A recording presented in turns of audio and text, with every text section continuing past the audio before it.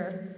When Congresswoman Dingell says we need, it's just 4, that means we must elect at least 4 more Democrats in the next election. I mean, this is really serious. When you talk about what can I do, we need more Democratic congresspeople in the next election, and we all need to help. Even if it's not the one that's on your ballot, we all need to help some of the ones that are on other people's ballots. Pick a couple that you can support wherever they live and help drive that election forward, because that's critical for us taking back Congress. The reason that Trump has been able to do what he's doing and just taking over is because the Republicans in Congress are letting him do it.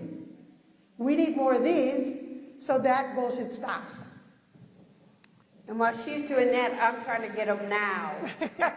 I better get some of these Republicans to vote with us in committee. We're all working together on all of it. I really appreciate the energy and all the work that you do. I love what I'm hearing today. It sounds absolutely wonderful.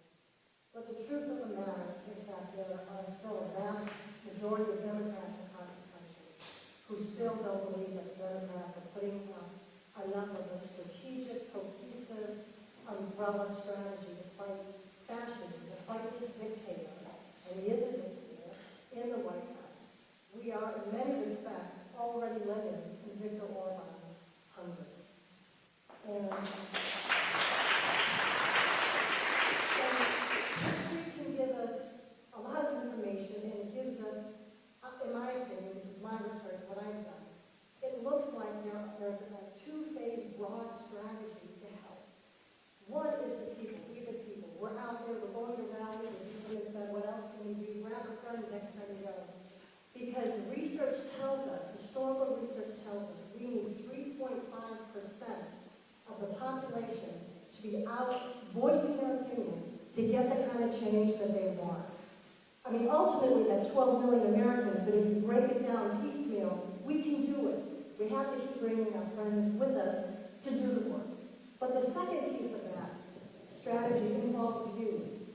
We need our elected officials to bring together organizations that inherently distrust each other. Organizations that agree on absolutely nothing, on no issues, save one shared value, that America must be a democracy. And so there are many examples of this throughout time.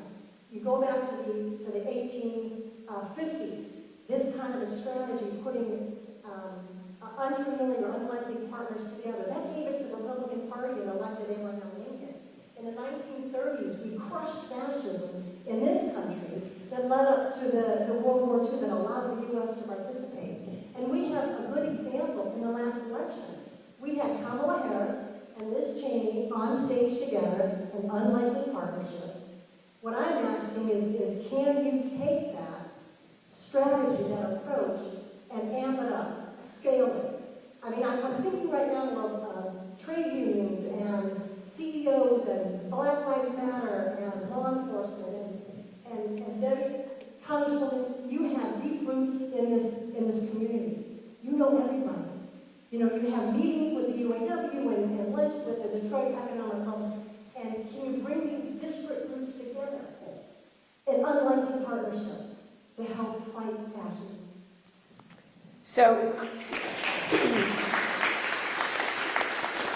first I want to say to you, what you are saying is, Rosemary's been at more town halls than what you're saying is being expressed everywhere. And it is the collective we. Yes, I'm a leader, I got to speak up, and I must tell you how I feel. But we can't do it by ourselves. The first part of this is that we have to be the collective we. We have to speak up and speak out.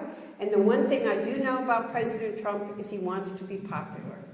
So making clear that people don't like his policies is a very important part. Last Saturday, the Saturday before Easter, downriver, Trenton, which voted for Donald Trump every single time, including the year Joe Biden won, 500 people came out on the Saturday before Easter to make their voices heard.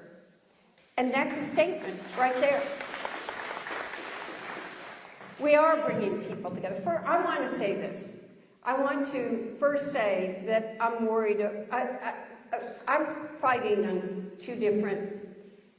One, we are losing freedom of speech. When you go on a college camp, the problem is right now, too many businesses are afraid to speak up because they're afraid of what the repercussions are going to be. If you're on a college campus, like the University of Michigan, when I was young, not going to say how long ago that was, the campus was where you could have an exchange of ideas, totally disagree, argue until 4 a.m. in the morning, listen to different perspectives, learn and get seasoned, and not have to measure every single word, afraid you could be deported, you could be expelled, or not get a job in the future. We are losing freedom of speech, and we must speak up and speak out for freedom of speech. And we're seeing it. You know, when we were in school, we learned about the fundamental principles of our Constitution were freedom of speech, freedom of press. My very good close friend, Ruth Marcus, quit the Washington Post because they tried to tell her what she could and could not say in her column. She's been a columnist at the Post forever. And you saw the producer of 60 Minutes quit this week. We are losing freedom of press, and we cannot accept that as a community. Freedom of religion. But most importantly, we are losing due process. Everybody is entitled to due process. Whether you are an undocumented, if you are a student, when you get at the Canton courthouse, an American citizen was thrown on the ground and handcuffed. Another undocumented was paying a speeding ticket, probably set up, and arrested by ICE. People are yelling at me. Well, actually, that really happened.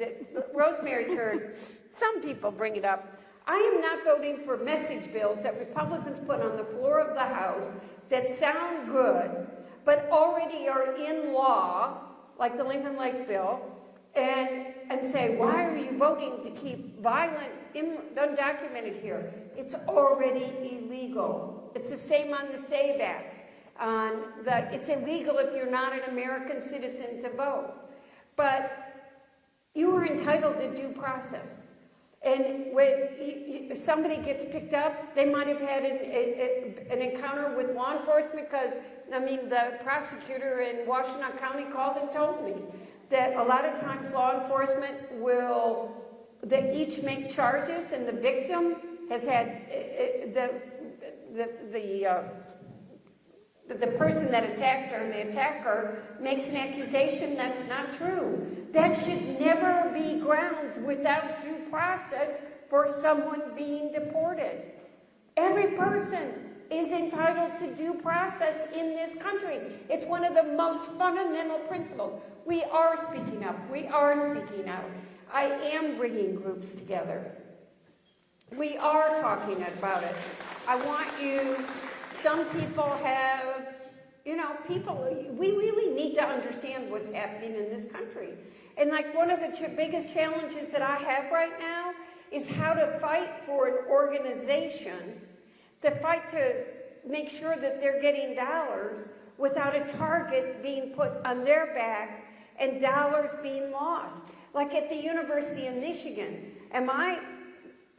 they have lost their ability to freedom of speech. But those researchers, those scientists, need those dollars for groundbreaking research that's curing diseases, that's making a difference. When you go to the food banks, those food banks have been cut and people aren't getting food and they're hungry. And I've got to make sure that people have the food. We got to fight for SNAP so that we got to fight for our schools. So we got to fight to deliver what's got to be there without putting a target on their back, but making our voices heard and saying, America will not let our democracy fail. We will stand up for democracy.